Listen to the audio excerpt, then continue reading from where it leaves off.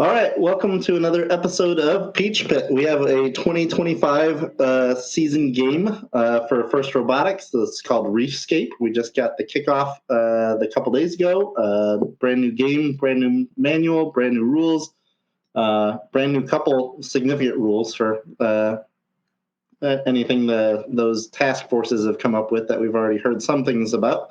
But now we get to dive into the brand new game and talk about some cool things for our initial reaction. Any strategic deep dive, as deep as we can dive early as this is, see how wrong we are later on. I guess deep dive works well with the theme of the game. We have the kitbot to talk about this, and then some season predictions.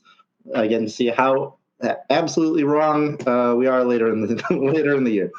But before we get started, we got to make the usual disclaimer that any views or opinions shared on the show are solely that of the individual contributor and do not reflect the views of Peach Pit, any FRC team, First, Georgia First, South Carolina First, or any of their affiliates and sponsors.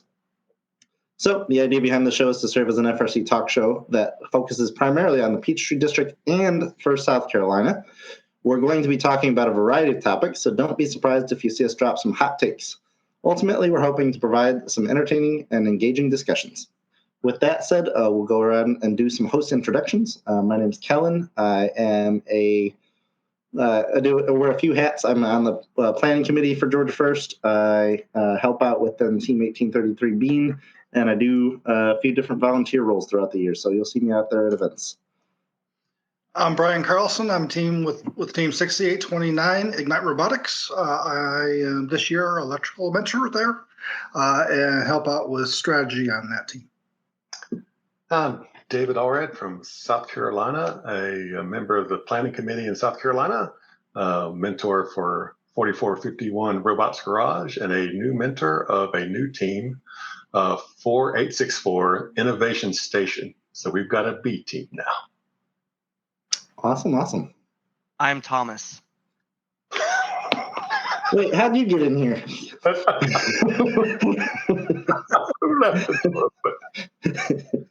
We'll also give a shout out to our producer Ian for working behind the scenes to make this happen and do some editing before we get these shows posted.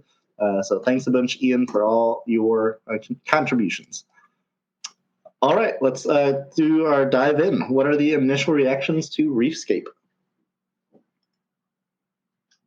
Go ahead, Brian. I see it cooking. Yeah, I'm thinking about it. Generally, I like it. There's a lot of similarities to past games, so you could sort of get inspirations from. And, this year, just sort of like last year, there's a unique challenge that whatever the solution is, we haven't seen it before. You may have to figure it out. The trap last year and this year, the deep cage climb, I think posed some interesting challenges for teams. I like the fact that you could see the field from the stands, so you can see what's being scored. So I know our scouting team will appreciate that. It's got a little bit 2019 vibe, the one defense thing. I think it's going to play better than 2019. That was kind of too compact. I think the openness of the field is going to be nice. Go ahead, I find it interesting. I think first they stated their goal was to prevent collisions, and they achieved it. I like the game. I'm a bit miffed on how hard it is to play good defense. Some of the rules around defense, I think, make things a bit harder will make defense really, really, really, really hard this year. So I think that makes it harder for some of the low resource teams that tend to index into that role and do really well. That option, I feel, is kind of removed this year. Otherwise, I think it is a very interesting scoring challenge. And I think some things are tricky hard and some things are tricky easy. And I think that's just generally a good thing. I think the game is, half-field game. That's fine, but you can still play two offense, one defense, or triple offense, right? So you've got options, which I always like. Those are, option one, option two. There's really no other direct option there that I can see at least. The game, it looks a little bit to me like a little bit of have versus have-nots on the software side. I think the alignment to the reef is going to require some skill, or a lot of driver skill or a lot of software skill. So that's going to like help the people with software that can align using the April tags a lot better. It'd be interesting to see what happens with all those bouncing balls bouncing around. that is going to be fun. And defense, I think it's available. People might be trying to line up to the human player station, which is not a protected zone, and trying to use those little straight guide slots that you're trying to line up to. If that's your game plan, expect to be defended. Be fast. You got to be fast to be defended. If you're trying to line up to a very specific slot. Yeah, I think defense. Any similar comments there? For defense, I think there's still very much a very significant window for it. Tagging on some Thomas's comments on the difficulty of some of the game actions, I think L1 is the most accessible scoring action. Just that it's already built into the kitbot and it's there. But I feel like the next rung up the ladder is any more significant. I think like scoring algae in the processor, that you start with a 3 algae on the floor and can then knock those into your processor, but you're scoring 2 points per ball on those should things go as expected. So figuring out where those next contribution points are for your robot is significant to make sure you're not chewing off more than you can handle. But yeah, on the defense note, I think them stripping it down to 3 seconds is obviously significant, but with the visibility on those loading stations, I think there's going to be some absolute menace defenders out there. Part of me liked the idea of teams deciding now to say, okay, I want to be a defender at the highest level. I'm going to have cameras set up on my robot to use April tags so that the robot will not let the driver into the penalty zone or near the penalty zone enough to get a foul, but can otherwise control their robot for defense. But just to be over there and be a menace and have some intelligence in your robot to help you make some good driving decisions. I think that would be fun, at least for. But I think it takes a very intentional robot design choice up front to chase that. But yeah, I think especially as you progress in the season, as elims start popping up, that you're going to have robots driving from each loading station back to the reef. That they're very, very, very defendable points. But we'll see how that ramps up. We'll see if it's comparable to like past seasons, if we see like 2 offense and 1 defender, or how those roles kind of shake out. We'll get into some of that, I think, later on. But I guess any other comments on the initial reactions? What do you think about viewability for this game? I think it's really good. This is a fun game to scout. I think it's going to be a fun game to view from the stands. I think there's only one section that's really blocked by the reef. I think generally from all sides, you'll be able to see almost all the action. It's definitely not as bad as it was, I think, last 2020. Yeah, 2020 with the big truss in the middle of the field. Or no, I'm trying to think of it. I'm thinking of a different game. But I think this is going to be a fun game that you'll be able to see from all angles, and there's not really an area of the field that you want to scout that you can't see. Right. And I think the drivers are going to have good visibility, right? There's not going to be anything obstructing them. I mean, they may need a camera if they're going to score from the backside, possibly, but they should be able to see halfway decent without it. So I think from the driver's station, it's a good field. You don't got the 2016 Silent Port door blocking it, or that kind of stuff. Drawbridge, right? Right. Yeah, Silent Port was the thought one. But yeah, Overall, I think it's good. I think I'm curious if the 3-second rule pin's going to stay that way, because before that meant you could for 4 seconds sort of hold a robot where they were before they did anything. Now you sort of have to start. You don't want to hear 2 before you start pulling away, because if they get the 3, you're going to get the penalty. So I think the bumper to bumper, I'm going to push it against the wall because I can. That kind of defense is going to be very risky. You're going to have to take, as people have said, opportunity defense to do this. Yeah, but I think it more pushes the rule to in line to what First kind of wants, and I think First wants a 5-second window. I think with the 5-second rule, it ends up being like 7 or 8 seconds that you're allowed to have that restriction in movement. Because when you think about it, it's like 1 notice for someone to notice, the 5 seconds I hold you, and then as I'm backing away, I might not be actively pinning you, but I'm still restricting your movement. So you're with the 5-second rule, you're really held for like 8.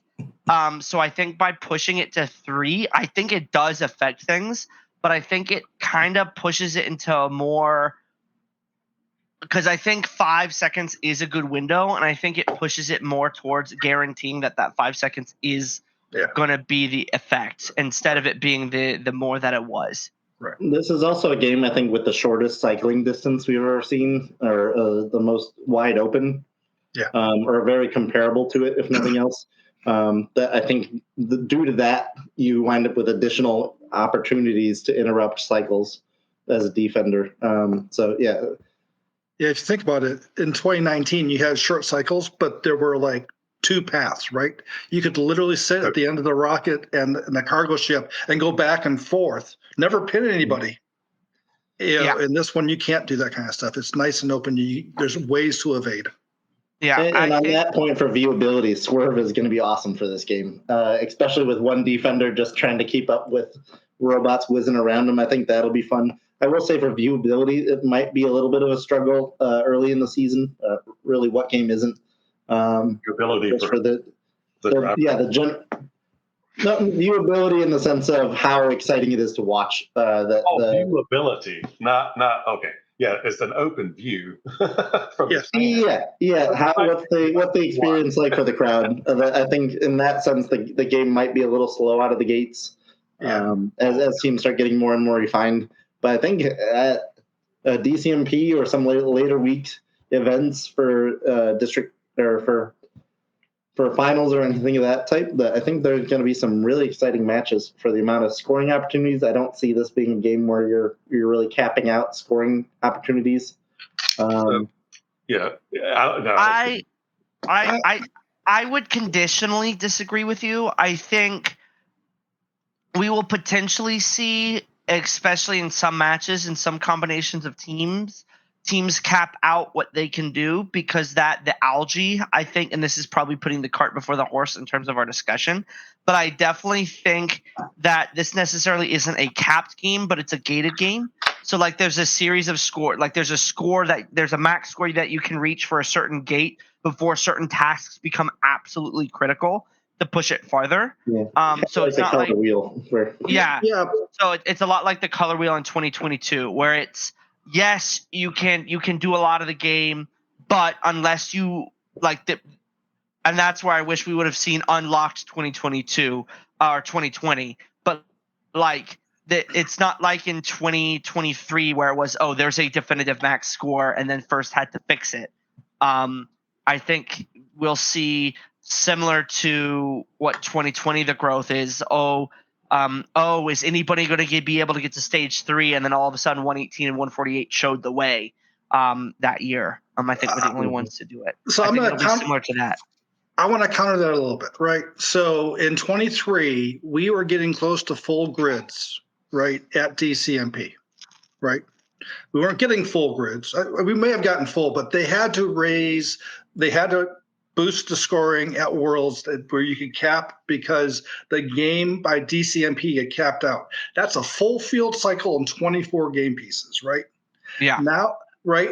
And we did not have a kitbot that could score. So right now, you take level 1, any kitbot can do level 1, and by DCMP, they probably can get a good number of, maybe not like 10 cycles, but they can get 4 or 5 cycles in there. So now you have a third bot that can help out. I do think it's going to be interesting because there's a limited number of points you can get in this game. And if it plays like 23 with it but being a shorter field where now instead of getting 8 cycles, I'm getting 13 to 15 cycles. What happens if we start doing the same thing as 23? Because they can't have you say, well, place 2 coral on there now. And, so, right? Well, maybe they will. You might be We could always add more algae. Well, it might. Maybe what they do is they cut the coral in half and they say, "There you go, deal with a short piece," even though you didn't plan for it, right?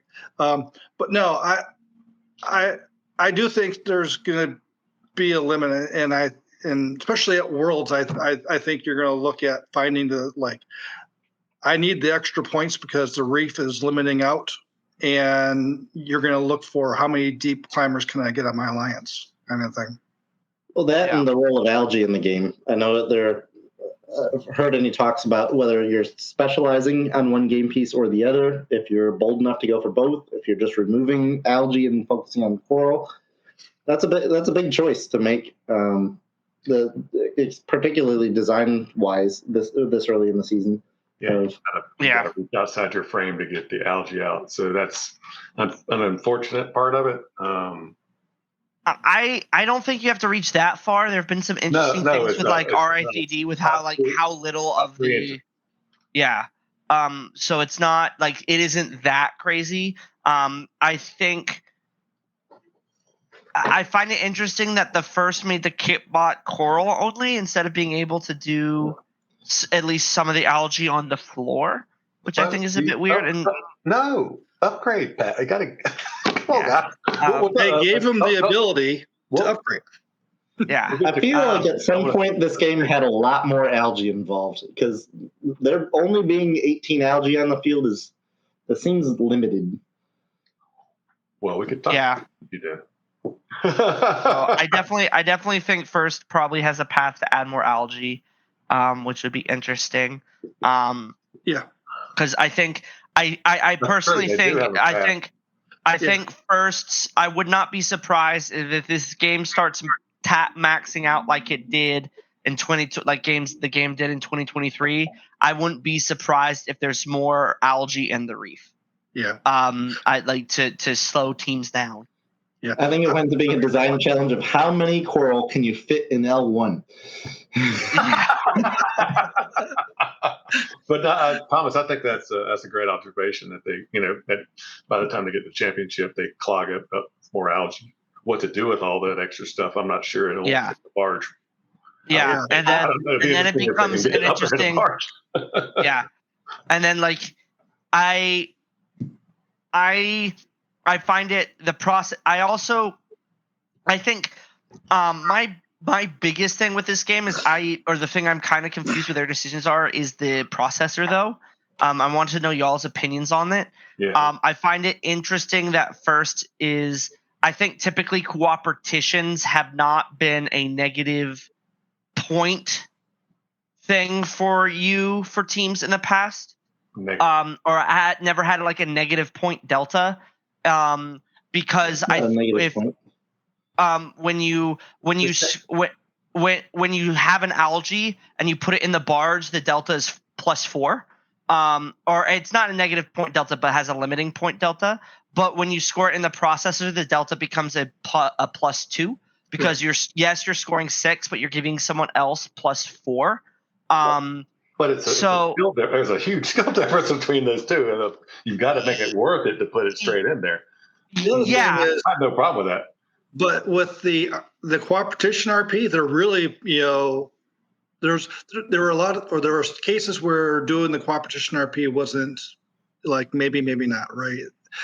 In certain edge cases, there's now a huge value in teams doing cooperation. The RP, I think, is going to increase the number of teams focusing on that versus previous years? Because I don't know, because I agree in some cases, but the accessibility of it's not like 2015 where you just stack two totes out in the middle and the other person does it and you get your RP or your bonus points from that year, how the mechanic worked. In this year, you do that and then you only have to score 15. So depending on what type of alliance you are on, it's still a lot of work to get that RP, particularly early in the season. You most of the time it's going to take some help. Yeah, and I think the biggest thing for like the cooperation is I think it being not just a game piece reduction, but it being an ability reduction to where you no longer, if you do the cooperation, you don't have to worry about, like, if you're an alliance full of just with no robots that can do L4, you're like that the cooperation makes the RP available. So I think I understand putting the points towards it, but I think doing cooperation this way kind of teams will know and know more of. I can. I think it better enables teams to play the game of, I'm not going to do cooperation because it won't affect, like, it more gatekeeps it. Well, so I think it might make the issue worse. There's a huge skill set gatekeep, right? So last year if you could amp and shoot, right, with one game piece, that there was two different skill sets, then you could, think about cooperation. This year, there are completely different skill sets, two different game pieces, and your opponent has to do it twice, not once. Yeah. So it's almost like that. It's not going to be cooperation. It's just who's got the skill to do it in the match that shows up. So it's not competition. By the time you get to Houston, it'll be like, no. Yeah. Who's going to do competition in Houston?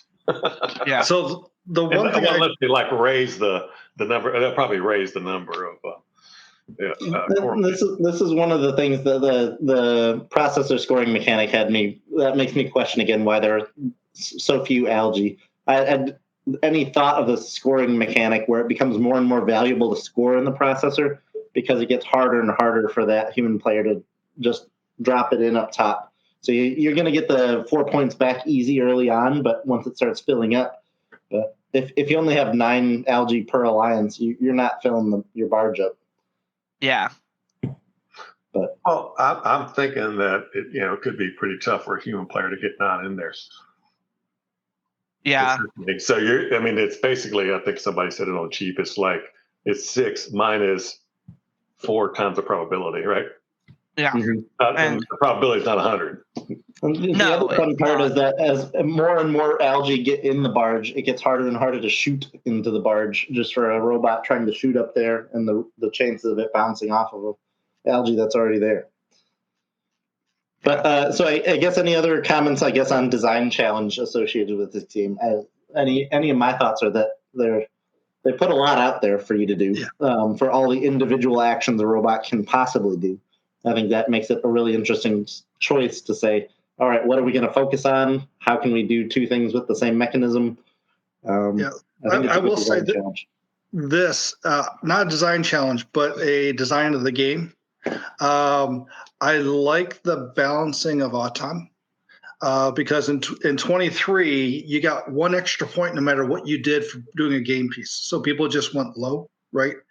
There was no benefit other than, you didn't get any extra benefit by going high during 23.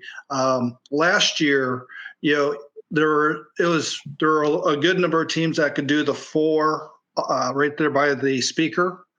And so last year, if you had another team on your alliance that could go center line and shoot 3 total, you were down almost like 8 or 9 cycles coming out of Auton. And if the ability for you to catch it back up was rough. But in 23, you had the ability to catch back up because Auton was important, but it didn't get you most of what you needed for win. It was still teleop centric. So I do like them making it more valuable than 23 by going up levels 3 and 4 for Auton, so you get 2 bonus points instead of 1 bonus point for levels 1 and 2. So there's a benefit there for us to go higher than lower, and it gives us a little more. If you can, the better Auton you can do, the better it sets you up in tele-op. But it doesn't lock you up like we saw DCMP last year. It's like who won Auton, right? They're probably going to win the match. Yeah. And I would add, I find it interesting. In my opinion, I think L3 should have been worth the most in Auton, just because it can't. You cannot score. You cannot score on L3 without moving something else. So I could have. I think it would have been cool for them to like say, hey, here's an incentive for you to play with the algae and Auton. That was for game design committee. But All right, but I think it like the L3 being worth like just the same point bonus as L4s. I think that just that'll make Autons kind of boring and uniform in a sense of like you'll just see a bunch of people, especially at the highest level of play, going for a bunch of L4s. But I think it would have been cool to see like teams like, oh, they're moving a ball so they can score on L3 and then in tele-op it reverting to L4s being the harder challenge. But that's another I think would have been cool to see in this game. That's great addition. Let's change the rule set. Yeah. So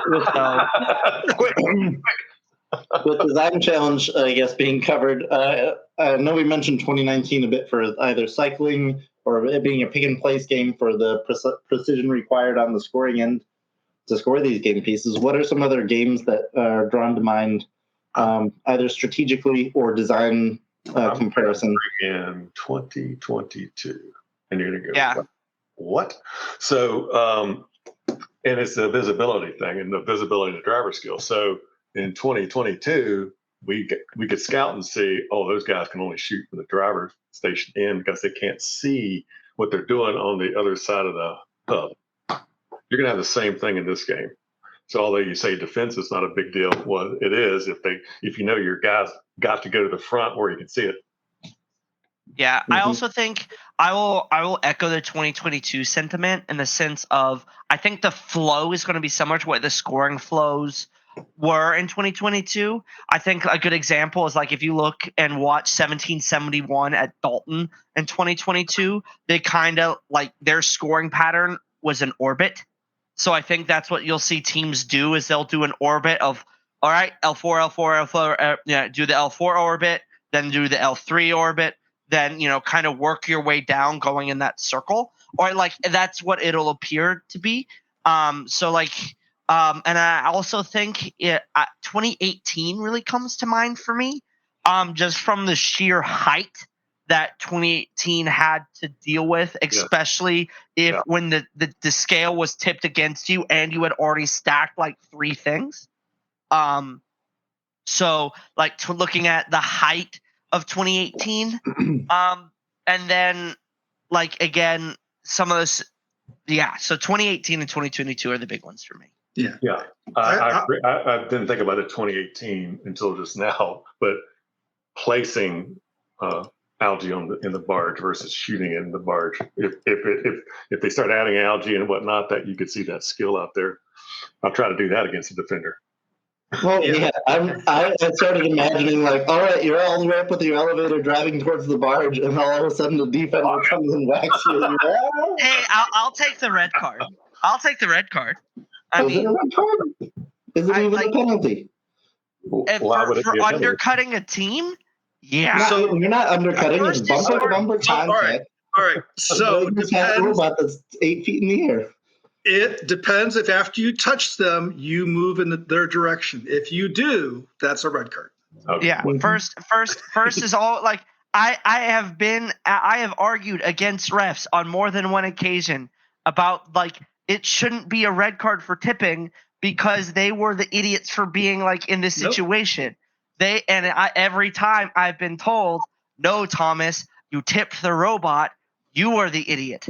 So you can hit them. You can hit them and they can tip over. But if you hit them and continue to push, then And that was a problem in 2022. The speed was so much you couldn't not push. So I actually looked at two games for this. One for the students that are been on a couple of years. Remember 2023, right? 23, you had to make sure you were lined up, and you have a little less. You have about this. I guess it's about the same tolerance, but those cones going on and barely hanging on and falling off, making sure you when you place that game piece, you know it's going to go on. Last thing you wanted to do is to go through all that and have it fall, hit the trough, and then bounce out. And the other thing is for half the day on Saturday, I'm like, so we have cargo and not a hatch.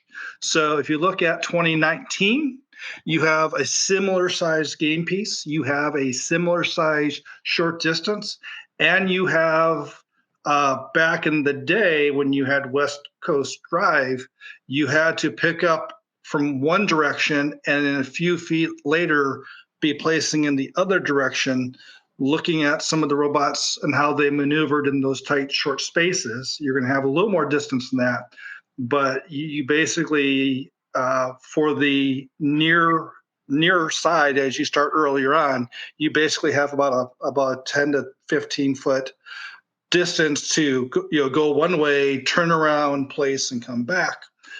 So I would look at those two games for flow. And how they attacked those rockets. Yeah.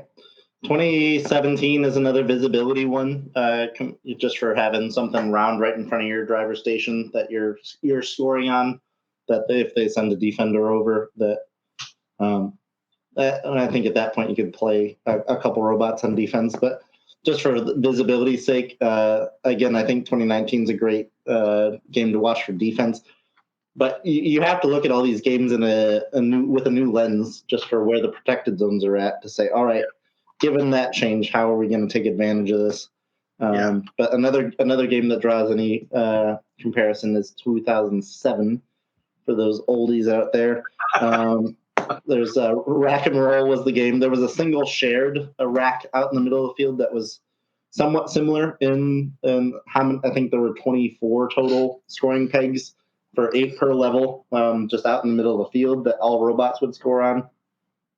But just there were some interesting robots from that year. For I think Wildstang had a cool. They actually used Swerve Drive back then, but had any kind of drive system that would target the diamond plate scoring goals and say, all right, we've identified the goal. We know the scoring element's a circle, so we're gonna do a strafe with our Swerve Drive that's on the curve of the scoring element. So we're gonna start strafing until we see the scoring peg or branch or the reef that we want, and then score there. So that was a kind of scoring mechanic or placement strategy from 2007 that drew any memories back that far.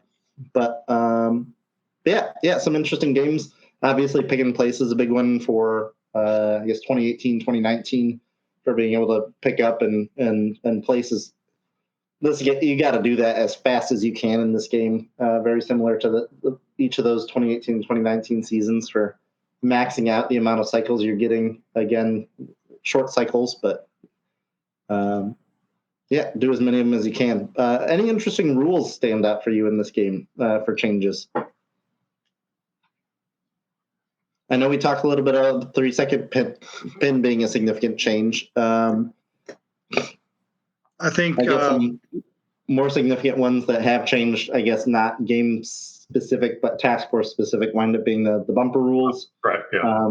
Make sure you take those into account, and then alliance selection changes were adopted for what was test driven this past off season for some doing timed selection slots, how quickly it starts after the last qualification match, things of that sort. So make sure you're reading the rules to understand the differences of those things from past games, because they have changed substantially for the first time in about 20 years.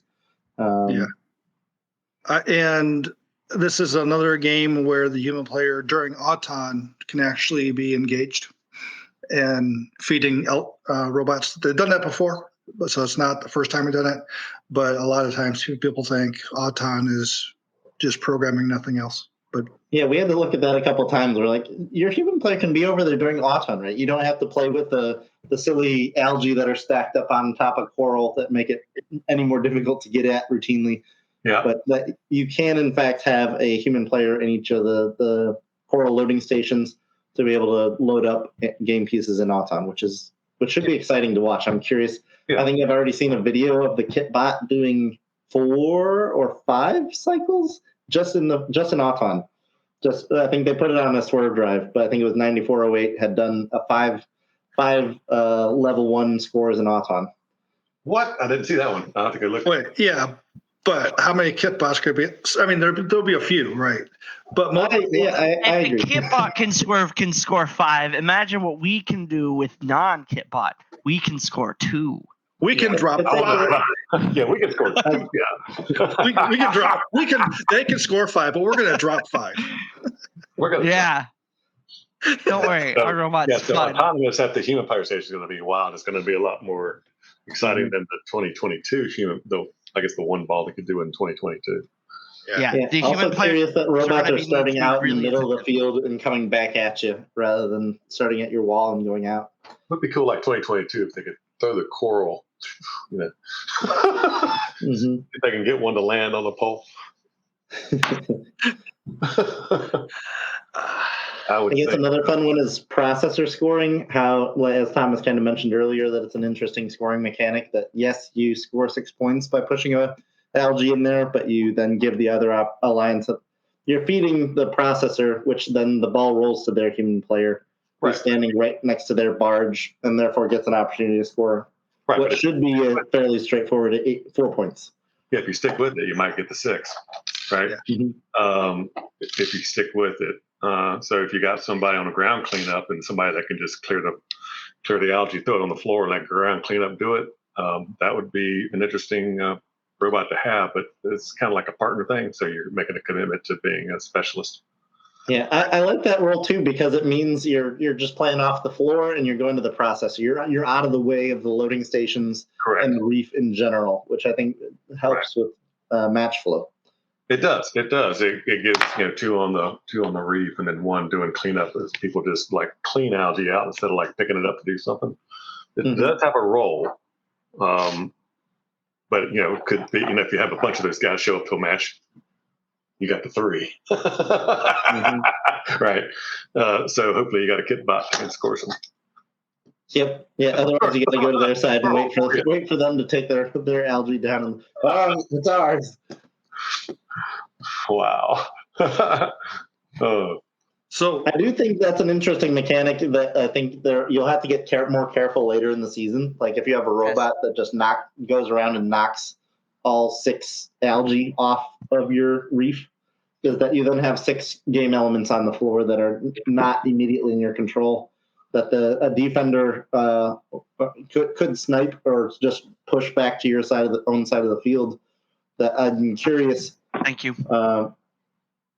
If it's a mechanic where you get more precise of saying, all right, I'm going to take this one off and go score it, and then keep scoring coral just to avoid opening up a window for the other alliance to nab that algae. Yeah. So one thing with the RP change, interesting thing, the tie is a big harm. Go on. Well, okay, so I think we just need to introduce this topic because we said what interesting rules are there, and we just by the way. Yeah. So let's introduce this topic properly. Oh, okay. This is a 6 RP game. You just kind of like snug it in. This is the 6 RP game, right? Yes. Like I think that being a big change, I distinctly remember talking amongst each other and then reading the rules and then someone going, "Oh, this is a 6 ranking point game," and then everyone going, "Oh." I think this will help in preventing some of the ranking point ties that we've been seeing in recent years, where things are going to like the match point tiebreaker.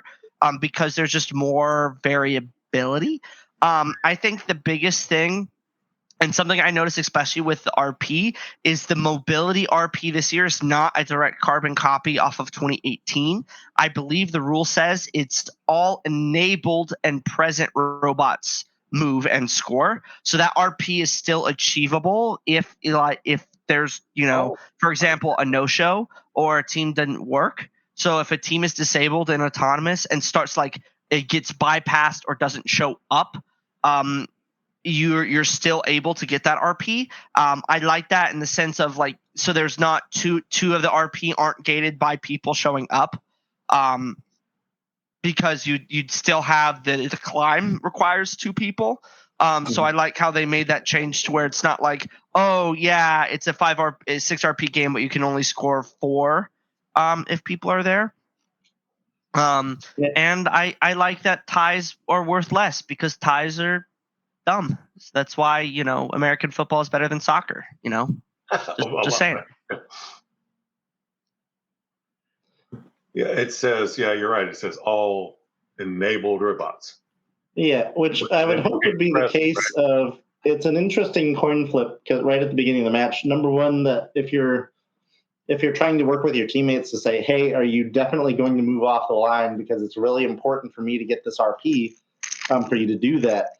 That I really hope teams are patient and understanding with teams as you're pairing up with different teammates to never say okay, if it's really a question mark of if you're going to move or not, I'd rather just have you disabled. I hope that would be very bad. Exactly. It's an interesting scoring change or rule change in that it's as Thomas pointed out, that it's all enabled robots. But I'd certainly hope that would never be a situation where a team is put on the spot of, hey, well, you're not going to move off the line, so can you not enable your robot? I know something interesting we had talked about a little bit was having an auton that intentionally nudges a team member across and then goes and does the rest of your auton, just to have something in your bag of tricks for that circumstance. But yeah, an interesting flip. I guess for the difficulty of those three bonus RP, obviously the majority of the weight's still on winning the match because 3 RPs is a big deal. But yeah, for the accessibility of the 3 additional RP, the drive off the line and score 1 coral, pretty low barrier to getting that one as long as you have all 3 alliance members moving. It seems like chances are decent that one of them is going to score a coral. Next up, I think in difficulty range, you have the barge RP for if you can have 1 robot climb on a deep cage, which I think is a harder challenge than it looks. But I think we're going to wind up with a decent amount of successful barge or deep cage climbers for that RP being fairly accessible as well, just because you only need 1 other robot to park with you. But that the coral RP winds up being the difficult one just for the amount of cycles you have to do. But if you have 2 decent robots on your alliance, that one's relatively accessible as well. I'm very curious how the stratification, as Thomas pointed out, of there are more RP, but is it really that much more difficult to get all of them compared to a normal 4 RP game? So I'm curious to see how that stratification works out for the ranking game. Yeah. Yeah, I mean, I think two good robots can get all of them together. Mm-hmm. The curiosity then is with the depth of our districts, ones being how often is that going to happen, and how often are you going to be able to make a big dent in that yourself, with the depth of a average qualification alliance.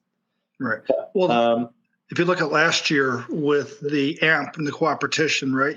If they couldn't score, teams would make an agreement like, "Hey, we're going to drop 1 in, but you trust they're going to push the button, right?"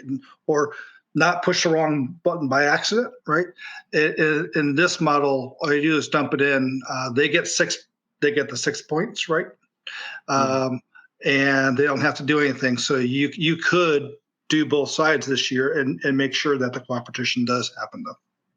Mm-hmm. Yeah, it is. You're right. It's a little bit more of a forcing function because if I put it through for 6, are you not going to try to take the shot? Right. So it kind of forces the other lines to do it. So it's not like you even have to do it. There's no Well, you just have to score them in the processor. I got to put 2 in each processor. Right. And so you don't need to talk to anybody about it. It'll happen based on skill or strategy. Yep.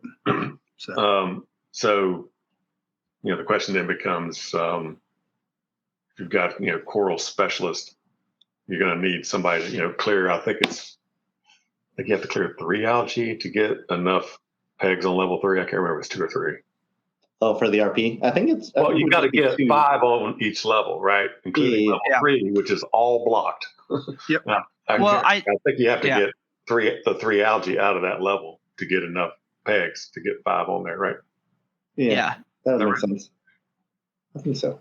Yeah, I think you got to get all 3 out. So, so if you're 2 robots playing, it's not just the 20 cycles in total. There's an extra, flip out. But I think it's not going to be too hard to, if you're able to score level 4, you can probably put a little wheel out there and peel that thing off. Yeah, and I think something that will make that easier is I definitely recommend teams reframe some of their thinking in terms of efficiency. I think in the past, a lot of games, especially pick and place games, you were thinking of points per second in terms of your cycle. I think this is definitely a game where you need to be thinking in terms of points per linear foot as your efficiency metric. And so being able, especially if you're chasing those like that higher level RP, being able to manipulate both game pieces becomes, I think, critical. Especially with looking, I think it was the Penn State RI3D video where they put out something where being able to pick up the algae as you're placing a coral, I think becomes insanely critical. So that way you're able to essentially get a 2-for-1 special there. Yeah, that one's being a lot more critical at high levels of this game. Obviously, if you can do that early on, that's a huge benefit. But certainly add some complexity into any of those actions to line up just right to grab out the algae and score the coral at the same time. I will make one comment before we get too far away from rules. I know, at least for the Peachtree District, I think there's a MAC call on Thursday. Let me double check the exact time. At 7 p.m., there's a email was sent out to teams or at least lead contacts for the Mentor Advisory Council. This does wind up being open for all team members, but I believe they will then be including Jan Sperlin for head ref and lead robot inspector Jeff Reese to be able to ask questions and get clarifications or better understanding of rules, robot design rules, things of that sort, to help teams get some clarifications early in the season instead of waiting until your first event to figure out, we forgot about that. So just a plug for that. But yeah, for any more of our strategic, Brian, you had something? Yeah, another rule thing. So we got new radios that are on the 6 gigahertz spectrum, and there was questions I've seen here and there about, can we now have a hotspot? It's not in the game manual, but it's in the event manual. Hotspots are still not allowed, even though it's not on the same spectrum as the field. They are you have to be tethered for any internet you have. Mm-hmm. I was hoping for a hotspot, but no. That's why I might have looked. But any return to then or strategic deep dive here for either scoring points, how to get ranking points. I guess any interesting conversation then starts up that we've poked at a little bit for any need for specialization. We haven't talked about in-game, right?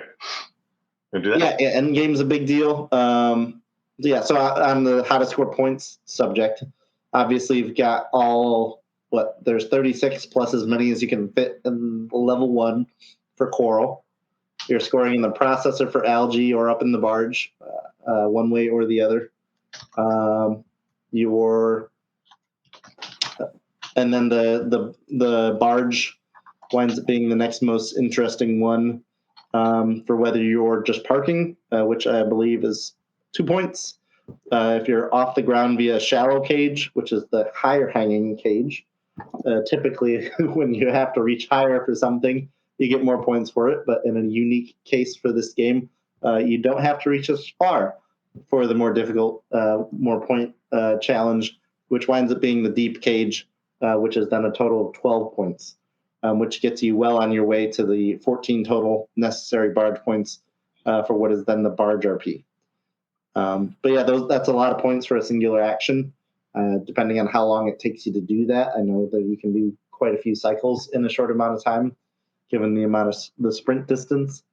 But yeah, I'm very interested in how teams go about deciding how they're scoring, if they're doing everything, if they're focusing. How do you guys see it shaking out?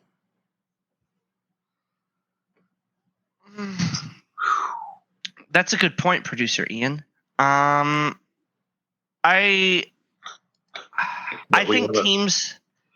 Sorry, anytime there's a silence, I'm just going to pretend like Ian was talking to us. Okay. So people are confused. We're Yeah, so like if it's silent, the people don't know if it's because we have nothing to say or it's because we're getting talked to and they can't hear it. Yeah. No, I think teams will be.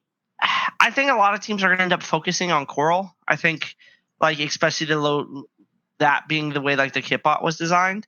I would say if you have the ability to choose which one you would play with, I think playing with the algae might be like specializing in algae, especially if you can figure out a way to specialize in putting algae in the barge. I think might be an interesting way to like be a unicorn. Like would be a very useful thing. Because if you think into it, the average point delta or the average value of a coral scored in the reef is roughly 3.5 points. However, the average value of an algae is I think 5.5. Or if you think about it, is just always 4 if you put it in the barge. Always 4. It ends up like the average ends up being weird when you add in like the point deltas of like the processor. But it like having it be worth 4. It like that would be an interesting thing for some teams to take into account is if you start trying to play the complex game and you're not able to do both. I would say maybe doing the algae is more beneficial because it would like clear up stuff for other people. So that will be interesting to see if teams focus on that. Yeah. But what about the decision on the climb? Pretty much no one has thoughts on that. I mean, I would say if you're not sure what you can do, the COTS climber that you can get any place will work really well to do a shallow climb, right? You stick it on there, grab a hole in the bottom and sort of pull up. You have a lot of space underneath you so you can swing and not hit the floor. So I think that would be an easy thing to add on, especially since you can get most of it via COTS, assuming they're in stock.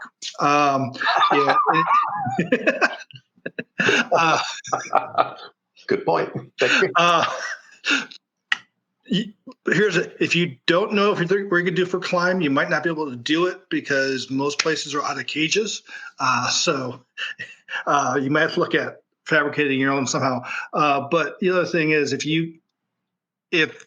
you start seeing some of these kit bots, put on one of the COTS climbers, and they then start having a 6-point climb, it's easy to get to kit bots that could do the same thing. And now they open up the end game RP because now you get your 12 with 2, and now it needs a park, right? So it's not as you're gonna spend time practicing and lining up with a West Coast drive, but I think that's an interesting way to attack endgame.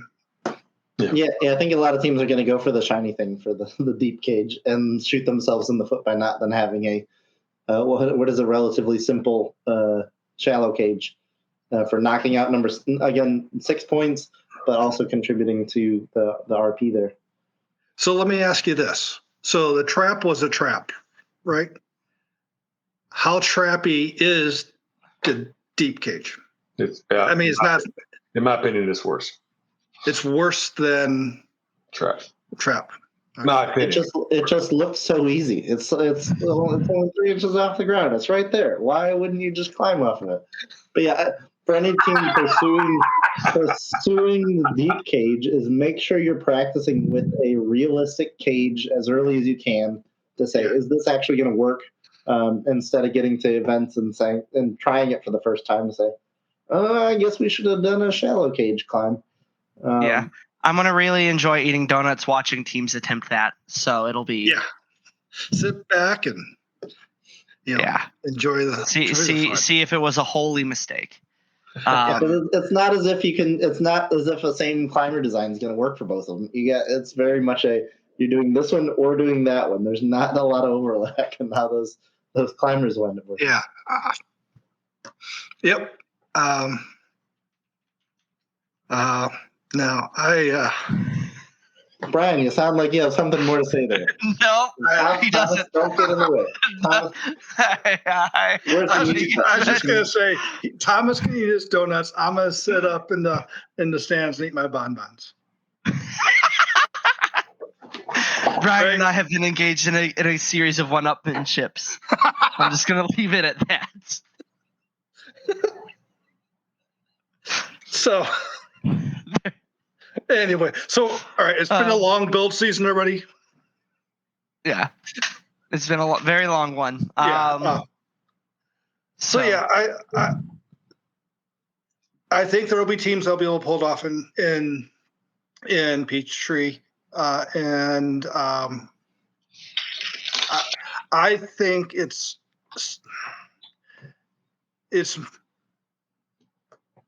I think it's easier than the trap because the fact the mechanism you kind of need to make. It's really, how do you deal with grabbing it and dealing with the swing and everything, right? Where, I look at a trap. So I have to climb on a chain that's moving, and I have frame extension issues and height issues because I need to be a small bot to go underneath things. I think that one's more challenging. Yeah, and then you have to reach up and score something. Yeah, right. I need to score it downwards, not upwards, right? So I think it's less trappy, but I think if you don't. It's easy to swing and miss on that one, right? I think the biggest traps in this game for me wind up being deep cage and then trying to do everything. Yeah. I think teams are going to get drawn into trying to do everything at a significant level, and it's going to shoot them in the foot instead of being a specialist. I just peeked at it. The 2018.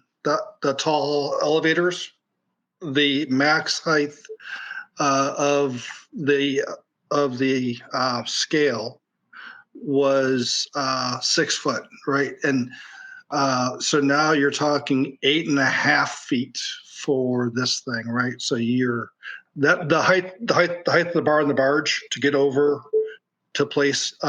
If you're gonna try to not shoot them in, but if you're going to lift them over the edge, yeah, okay. Right.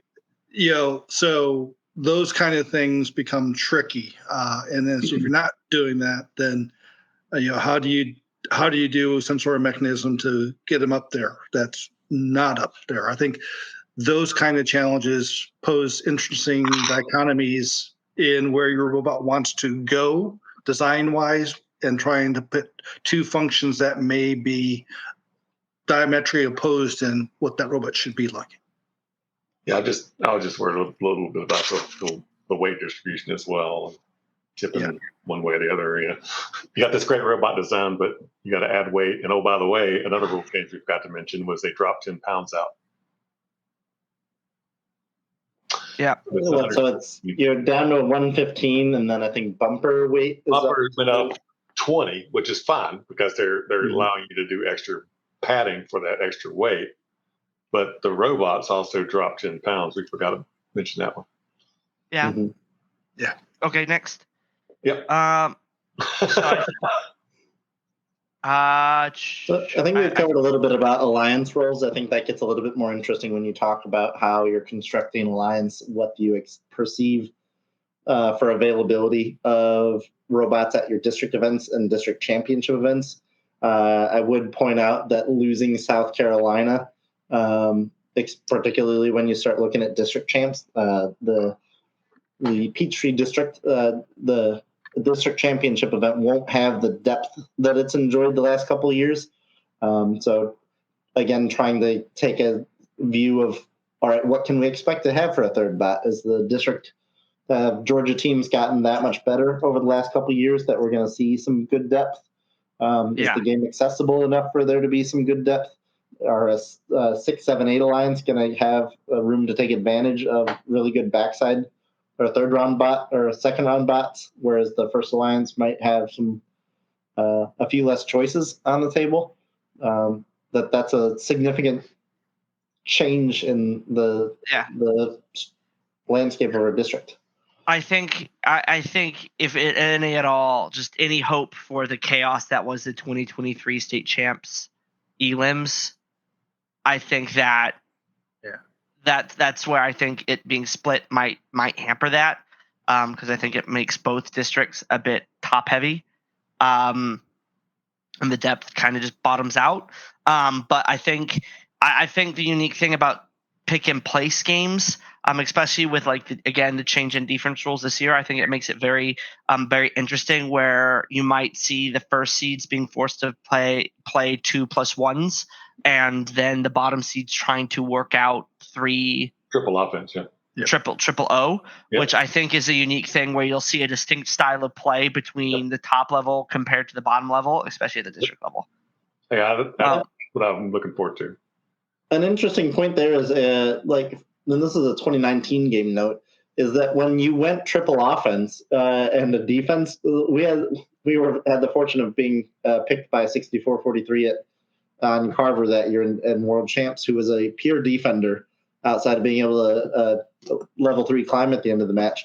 That when they were on the other side of the field and the other alliance decided to go triple offense, there was so much traffic over there, which brings into account, okay, if they send over a defender and we're trying to play triple offense, we're going to change up and say one of us is going to go play defense just to create some more space on our side of the field. I don't think you'll have that issue this year, because I think that there is more space, but there's a lot more space. It's not a space. And I think it was very different in the sense of you were able, because I would say that there were multiple scoring opportunities. There were really 2 clear, distinct driving lanes for teams to score that year. So a defender could really clog things up, because then you could force 4 robots in one lane, or in one pathway, because you had the cargo ship, I think was the one on this in the middle. So that made it a bit more congested. I think with the ability of this game, where it's not I'm trying to beat you a point and go around, you're being able to move more freely and have a lot more scoring opportunities, I think it's not going to be as impactful, but it will have an impact on spacing. Interesting comparison to 2019. There are a lot more swerve drive robots now than there were then. And you've got more space. So the triple offense late alliance versus alliance 1-2 that's doing 2 offense 1D is going to be a thing. So and if any chance you get to practice against defense is also a big deal. Get used to it early. Yes. Yeah, and I think that's where it's beneficial. If teams have resources, there have been on Chief Delphi, I've noticed how there have been people, I think it's the nerd swerve, I think it's what it's called, where the a bit 3D printable, little rinky dinky swerve chassis that it's 2 3D printed modules and a Rio, and a battery, of course, but just small little things where you're able to simulate defense, or simulate having other people on the field that you have to drive around and avoid. Better than a mentor with a garbage can. Yes. Yeah, I've done that before. It hurts. So yeah, I've been the garbage can before. Yeah, there's XRC, which is basically virtual or video game playing the game, and they build out the field. So I tried setting it up playing last year's game, and I could not get it to recognize my Xbox controller. So I stumbled around trying to find some help. I didn't get there, but that might be another way to start playing some strategies and go out there and just drive on their game field. All right, let's move on to Kitbot. Yes, Kitbot. What do we think? Love it. Love it. I love that first has that design. Yeah. And it's got I think a clear upgrade path towards algae on the floor. I love the fact that the Kitbot design's there. Our B team will be building that. South Carolina, you remember, we were 25 teams. We're now 35. And so basically what I told everybody was build the Kitbot. Don't question a thing. Yep. Build it in 3 weeks or under. Practice, then think about upgrades. And, we can talk to them later about upgrading with the algae thing. But just build it, perfect it, and then improve it. And improve it. Just too much out of the gate. Play with it. I like the design. I think 118 is still doing the Everybot, and so after a couple of weeks, with your Kitbot, you can look at the Everybot because they try to keep things simple too. Don't distract them. Yeah, I think we have the. Well, I'm just saying when you're Kitbot. Yes, build the Kitbot, right? So after you got it built, right? Go to a DE field and practice. Right, and then you're trying to add new functionality beyond the Kitbot. Later. Agree? Yeah, so I think the Rev Everybot. I don't think the Rev and West Coast. I think then released their own versions, which I forget if Beck still does one. Those very much aren't. They're more sales platforms. I think I found but are still some good conceptual ideas to how to perform specific game mechanics, which are always good to look at. I like the cowbell last year. That was fun. We call it. We're playing with the cowbell. So yeah. Those the ones where I saw, those weren't targeted for, more junior experienced teams. Those were a little more experienced for those platforms. I am curious, I guess, for again the curiosity of it, given how many Kitbots there are going to be, how many Coral there are going to be, is exactly what is the limit of that level 1 scoring platform and how many Coral you can fit in there. Because if you can fit 30 Coral down there, that's 60 points, and that's a big deal. We thought in our kickoff we break up into sub teams to look at subsets of the manual. This year, for the first time, we added a Kitbot review team as a 7th team, and they went through the Kitbot design and said, we don't see why a Kitbot with a little bit of practice couldn't score like 9 in Kellen. In the one in autonomous to get 10. So I think it was like 26 points with the park. So basically, if your team can't beat the Kitbot with 26 points, what you doing? There's your floor. Yep. But again, a very good start.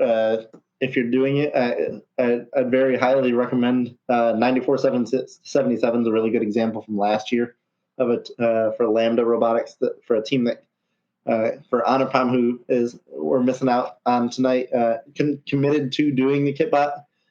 Started with the Kitbot as is, kind of out of the gates. I forget if they had a floor intake out of the gates or not, but we're very intentional through the season of saying, all right, we've perfected that. What else can we be adding? But was really a model team in that instance for starting simple and then building upon an effective solution.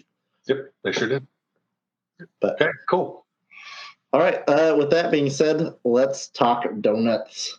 We are back with our fan favorite section of the show, Thomas's Donut Shop. We get some wagers on the table. We didn't spend a whole lot of time thinking of these, but have some wagers to get on the board for the upcoming season.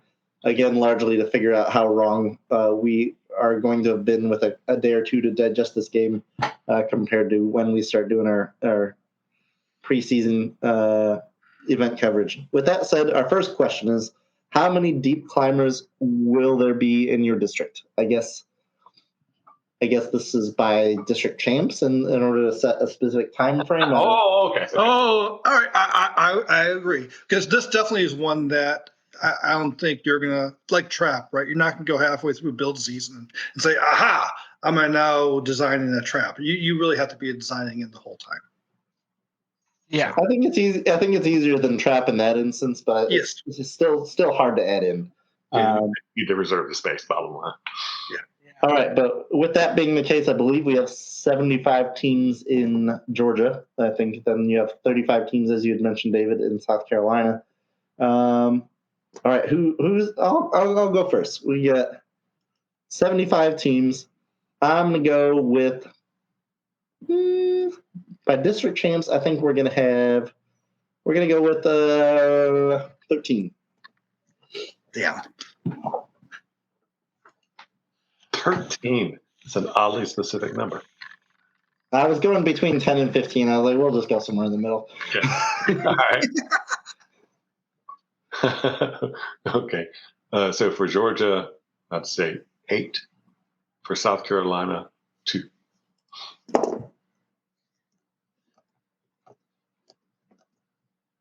So I was in the same bucket, Kellen. I'm like 10 to 15. I think's the right one.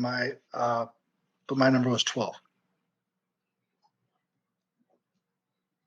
Yeah, I think I'm gonna have to disagree with you, Kellen. Here, I don't think these were like slapped together too quick. In fact, I think this is my the favorite donut I've thought up of. So for the deep climb, but I think 15 is a good number for me. 15. Yeah, but like 15. I think the deep climb is the best donut I've thought of. In terms of like the best. Okay, the best.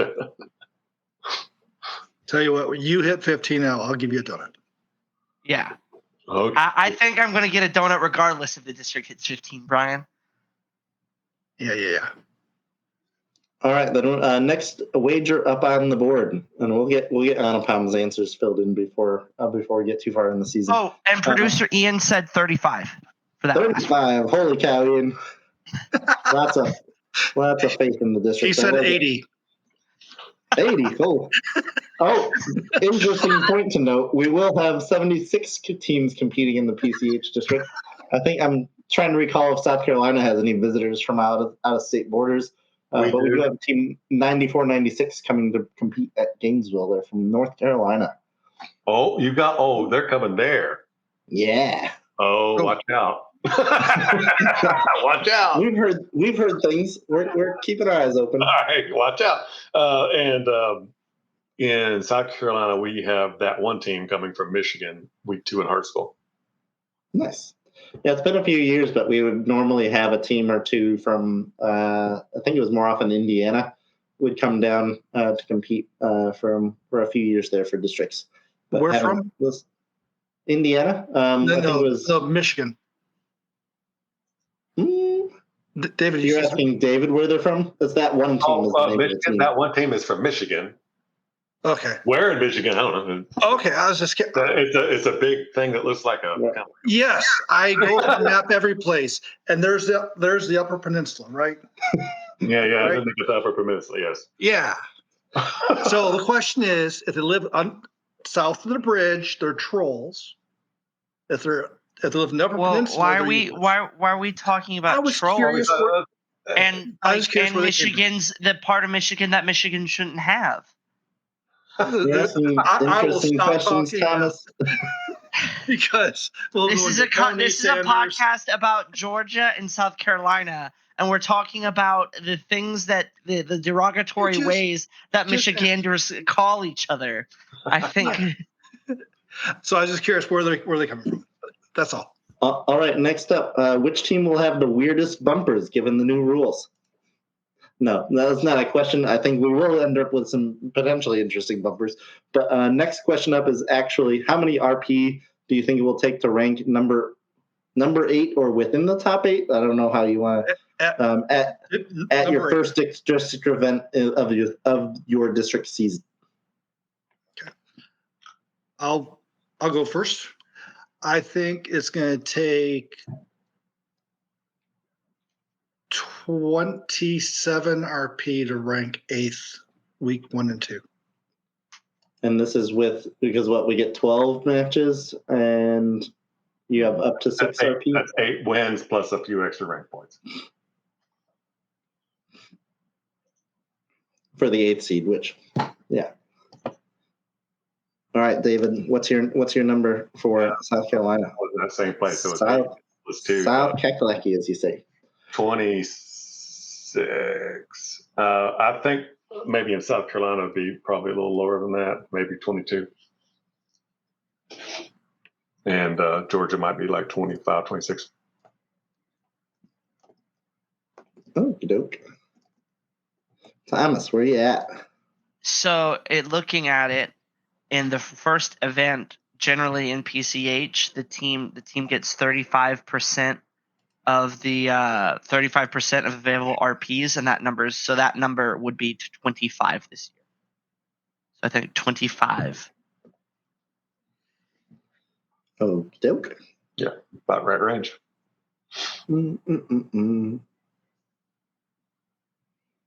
Well, we'll assume teams are getting those. Well, I guess this is the first event still. We'll see if we can one up Ian. We'll go for 28. Ian, what do you got? Whoa, 12. Jeez, Ian. Jeez, I don't know. Oh, shoot! 0 with the tiebreaker of penalties is actually wild. We're gonna have a lot of red cards this year, I guess. I made up the 12. The 0 tiebreaker on penalties. That one is legitimately on Ian. All right, we got some wild guesses out here. We get optimistic on the amount of deep climbers, and then a little pessimistic on the RPs there. Crazy. All right. How that works. On the flip side, later in the season, how many RP do you think it will take to rank number 8 at your district championship event for your district? Brian, you're up first. Again, because Anupam's not here.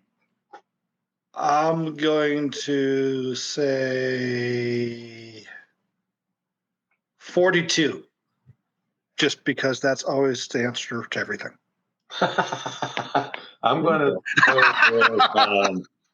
go 36. Bodie. 36. We got 40.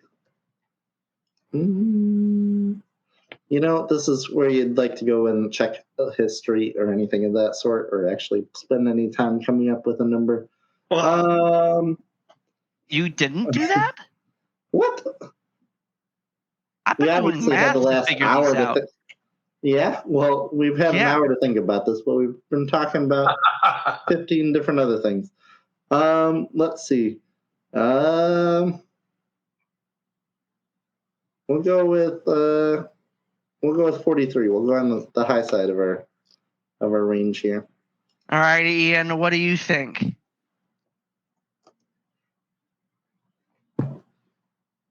Oh, quiet all of a sudden. Yeah, you were so. 13, right? Yeah. 13. A little bit of improvement from the week one. Okay, we see how it is, Ian. I mean, that's an infinite improvement if you think about it, from 0 to 13. All right. Next up, we have, when will the first 6 RP match take place in your district? David, your first step. Okay, so our district is 35 teams, so we're playing the same event 3 times, except the district champs will be 28. So I think it'll be a matter of practice and the stars aligning. So not until district champs. Okay. Pretty easy. And what time of the day and on what day at district champs? It'll be No, I'm just kidding. Saturday morning, about 10:15. I mean, yeah, that's right. I gave you an answer. Match 12, South Carolina DCMP, locking it in. So, do you think do you think we get a chance for a unicorn match this year? Of 12 RP in a PCH or South Carolina. It would match? be 9 RP, It'd be not 12. 9. Oh yeah. This Okay, is so where we're spend hitting too much everybody. time on the numbers. Yeah. But let's see. So when is the first 6 RP match? I'm going to say Albany. I think there's a lot of really good teams going 3-5, and I think there's gonna be the depth and time and enough combinations of teams that can make that happen that we get one in week 5.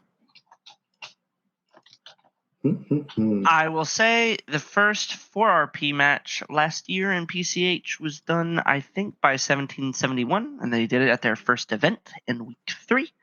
And I'm not going to be foolish and bet against them, so I'm going to say week 3. 3, he says. Let's see. You automatically get the 3 if you're obviously 50% of the teams are winning their match. Let's see. Where You're doing too much, Matt. Go. we're going week 1. We're going for it. Whoa! Okay. All right. You're Oh, going right. week 1? That's right. Try to up that, Ian. Yeah. That's Week 1, match 15, Blue Alliance. You should have gone week 0 at Kettering. For the record, I would like to say if my match 12 at South Carolina DCMP or Ian's very specific bet happen, I want Krispy Kreme donuts with the hot light on delivered to either of our locations. So. All right, that is our set of wagers for Thomas's Donut Shop this week. We'll have some more action later in the season. And I think any other guesses at these numbers after build season wraps up before events start to maybe rethink our numbers a little bit. Yeah. Thomas's Donut Shop to make our audience look a lot better than us. Yes. All right. Hey, I don't think of good ideas. I think of great ones. One more thing. This is my yearly PSA. This is for Howard. 1 second. I was sent a script. I'm pulling that up. That's the wrong Slack channel. Okay. 1683 is a great team. That is definitely going to go. Oh, no, that was the wrong script. This is very funny. Thomas, please don't say that. I would say we're at most a good team, and how we do this season is yet to be seen. So 1683, you guys, you're a good team with the ability to be great, and you need to work harder. So you're saying there's a chance. There's a chance. If you're not ahead already, you're behind. Okay. Good is not good enough. All right. We believe in you. All right. Any other final thoughts as we wrap up this episode and get ready for the rest of the build season? If you need help, ask. Yeah, I'd tag on top of that and say for looking for those resources is look for teams in your area, look for mentor networks, look for Chief Delphi, look for all of these things wind up being places to go for that assistance. But do it early and often. Don't wait. if you're kind of curious what simple thing Walton's doing this year, they have an open build this year. So you can follow them and all the other teams. There are a lot of great resources out there that will explain why they chose something or what problem they had to figure out in some mechanism. The most precious resource you have is not money, students, it's time. You're going to burn through it fast. Buy parts when you can, if it's in your budget, and use all the open source resources and the RI3D. Mm-hmm. Yeah. Yeah. Anything else from you, Thomas, on top of your? And by the way, students are really important, right? But I'm like, it's the reason why we have a countdown clock in our build shop. It's like how many hours to the days and hours to the next comp. So, just look out for your. I'd say look out for your teammate. You never know who might come up with a brilliant idea. You never know who might give you a donut. So just always have your lookout, because donuts are often unexpected and a really great surprise. Exactly. You saying something that everybody's like, well, that seems stupid. That's not even realistic. The craziest thing that you could say could spark somebody to think differently. Correct. And to snowball, right? Yep. So These two are having fun here. Don't put up I'm with not them. sure. I don't know what he's laughing about. I don't know what he's laughing at. But that happened at our meeting tonight. Somebody threw out an idea and it got us thinking another way, and it was pretty good. And then they were buddy climbing. Who would have thunk? Well, they're going to take somebody else with them on the deep gate. All right. Yeah, a double deep climb. I think it's time for Thomas to get some sleep, because I don't know about him. All right. Scott's going to be mad at us tomorrow. We'll go ahead and get things wrapped up here. Again, it's always our pleasure to be able to share our ridiculous conversations we have here. Hopefully you find some grain or nugget that you can latch onto as something helpful as your season gets underway. We look forward to seeing what everybody comes up with, any conversations along the way on forming those strategies and ideas for how you're building your robot. But we will try to keep up with you as best we can. But again, good luck with your build season, and we'll see you out there. Bye. Bye-bye. Bye. Bye.